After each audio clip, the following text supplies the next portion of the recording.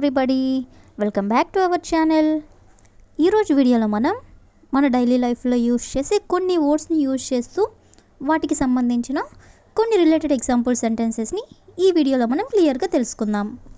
Before going to the topic, if you like this video please share to your friends and family members and don't forget to subscribe our channel. Okay, let's get started.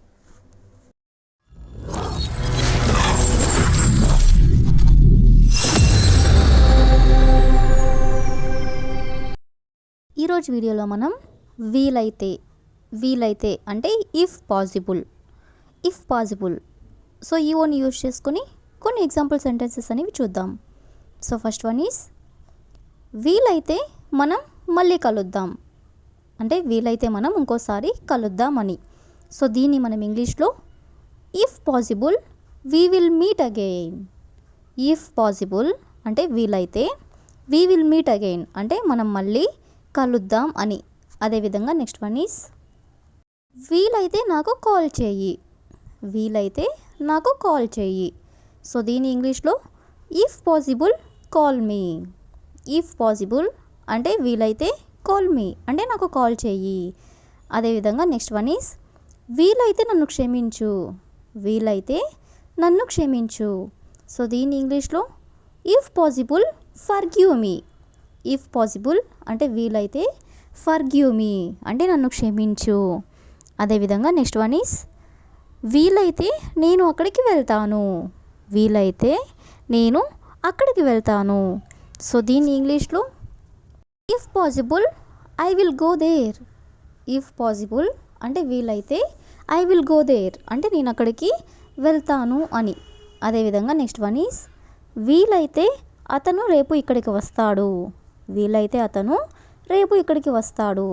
So దీని ఇంగ్లీష్లో he will come here tomorrow if possible, లేదా if possible he will come here tomorrow అంటే వీలైతే అతను రేపు ఇక్కడికి వస్తాడు అని. అదేవిధంగా నెక్స్ట్ వన్ ఈజ్ వీలైతే ఈ పాటికే పని పూర్తి చేసేదాన్ని.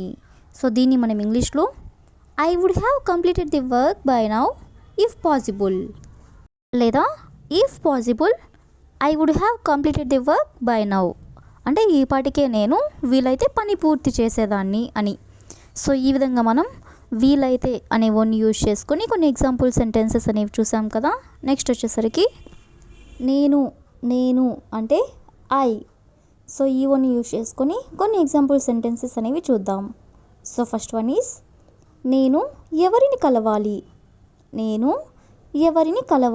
సో దీన్ని మనం ఇంగ్లీష్లో whom I have to meet అంటే నేను ఎవరిని కలవాలి అని. అదేవిధంగా నెక్స్ట్ వన్ ఈజ్ నేను ఈ విషయం ఎవరికి చెప్పాలి. సో దీని ఇంగ్లీష్లో whom I have to tell this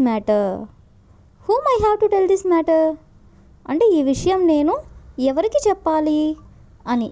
అదేవిధంగా నెక్స్ట్ వన్ ఈజ్ నేను ఎంత తీసుకోవాలి. సో దీని ఇంగ్లీష్లో how much I have to take అంటే నేను ఎంత తీసుకోవాలి. అదేవిధంగా నెక్స్ట్ వన్ ఈజ్ నేను చేయగలిగినంత సహాయం చేస్తాను అంటే నేను ఎంతైతే సహాయం చేయగలుగుతానో అంత చేస్తాను అని. సో దీన్ని ఇంగ్లీష్లో I help as much as I can. I help అంటే నేను హెల్ప్ చేస్తాను. As much as I can అంటే నేను చేయగలిగినంత. అదేవిధంగా నెక్స్ట్ వన్ ఈజ్ నేను చెప్పగలిగినంత చెబుతాను. సో దీన్ని ఇంగ్లీష్లో I tell as much as I can. I tell అంటే నేను చెప్తాను, as much as I can అంటే నేను చెప్పగలిగినంత. అదేవిధంగా నెక్స్ట్ వన్ ఈజ్ నేను తినగలిగినంత తింటాను. సో దీని ఇంగ్లీష్లో I eat as much as I can అంటే నేను తినగలిగినంత తింటాను అని. సో ఈ విధంగా మనం కొన్ని ఎగ్జాంపుల్స్ అనేవి చూసాం కదా. నెక్స్ట్ వచ్చేసరికి అంతవరకు అంటే యాజ్ ఫార్ యాజ్ అంటే అంతవరకు. సో ఈ వన్ యూజ్ చేసుకొని కొన్ని ఎగ్జాంపుల్ సెంటెన్సెస్ అనేవి చూద్దాం. సో ఫస్ట్ వన్ ఈస్, నాకు తెలిసినంత వరకు అతను ఇక్కడికి రాలేదు. నాకు తెలిసినంత వరకు అతను ఇక్కడికి రాలేదు. సో దీని ఇంగ్లీష్లో as far as I know he didn't come here. As far as I know అంటే నాకు తెలిసినంత వరకు, హీ డిడ్ంట్ కమ్ హియర్ అంటే అతను ఇక్కడికి రాలేదు అని. ఇక్కడ మనం డింట్ అనేది ఎందుకు యూజ్ చేసామంటే అతను ఇక్కడికి రాలేదు అనేది పాస్ట్కి సంబంధించింది కాబట్టి డింట్ అనే వెర్బ్ అనేది మనం హెల్పింగ్ వెర్బ్ అనేది ఇక్కడ యూజ్ చేస్తాం అన్నమాట. అదేవిధంగా నెక్స్ట్ వన్ ఈస్, నాకు తెలిసినంత వరకు అతను మంచివాడు కాదు. నాకు తెలిసినంత వరకు అతను మంచివాడు కాదు. సో దీని ఇంగ్లీష్లో as far as I know he is not a good person. As far as I know he is not a good person అంటే నాకు తెలిసినంత వరకు అతను మంచివాడు కాదు అని. అదేవిధంగా నెక్స్ట్ వన్ ఈస్, మీకు తెలిసినంత వరకు అతను ఒక ఉపాధ్యాయుడు. మీకు తెలిసినంత వరకు అతను ఒక ఉపాధ్యాయుడు. సో దీని ఇంగ్లీష్లో as far as you know he is a teacher. As far as you know అంటే మీకు తెలిసినంత వరకు, హీ ఈజ్ ఎ టీచర్ అంటే అతను ఒక ఉపాధ్యాయుడు అని. అదేవిధంగా నెక్స్ట్ వన్ ఈస్, అతనికి తెలిసినంత వరకు నేను ఒక మంచి అమ్మాయిని. అతనికి తెలిసినంత వరకు నేను ఒక మంచి అమ్మాయిని. సో దీన్ని మనం ఇంగ్లీష్లో as far as he knows I am a good girl. As far as he knows అంటే అతనికి తెలిసినంత వరకు I am a good girl.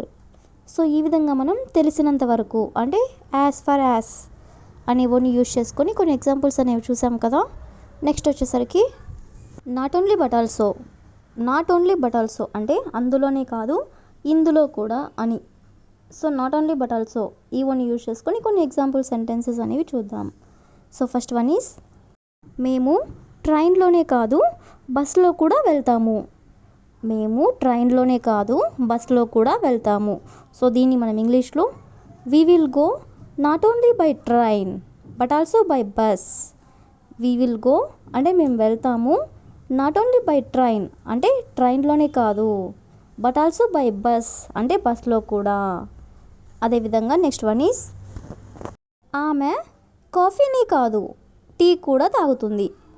ఆమె కాఫీనే కాదు టీ కూడా తాగుతుంది. సో దీన్ని ఇంగ్లీష్లో she drinks not only coffee but also tea. She drinks అంటే ఆమె తాగుతుంది, నాట్ ఓన్లీ కాఫీ అంటే కాఫీయే కాదు బట్ ఆల్సో టీ అంటే టీ కూడా. అదేవిధంగా నెక్స్ట్ వన్ ఈస్, నేను హిందీ మాత్రమే కాదు ఇంగ్లీష్ కూడా నేర్చుకున్నాను. నేను హిందీ మాత్రమే కాదు ఇంగ్లీష్ కూడా నేర్చుకున్నాను అనేదాన్ని I learned not only Hindi but also English. I learned not only Hindi అంటే హిందీ మాత్రమే కాదు బట్ ఆల్సో ఇంగ్లీష్ కూడా నేను నేర్చుకున్నాను అని. సో ఈ విధంగా మనం నాట్ ఓన్లీ బట్ ఆల్సో అనేవన్నీ యూజ్ చేసుకొని ఎగ్జాంపుల్ సెంటెన్సెస్ అనేవి చూసాం కదా. So that's all for today. I will ask you a question for you. అతను స్కూల్కే కాదు ట్యూషన్కి కూడా వెళ్తాడు. అతను స్కూల్కే కాదు ట్యూషన్కి కూడా వెళ్తాడు. So if you know this one in English, please you can comment in the comment section. Thank you for watching.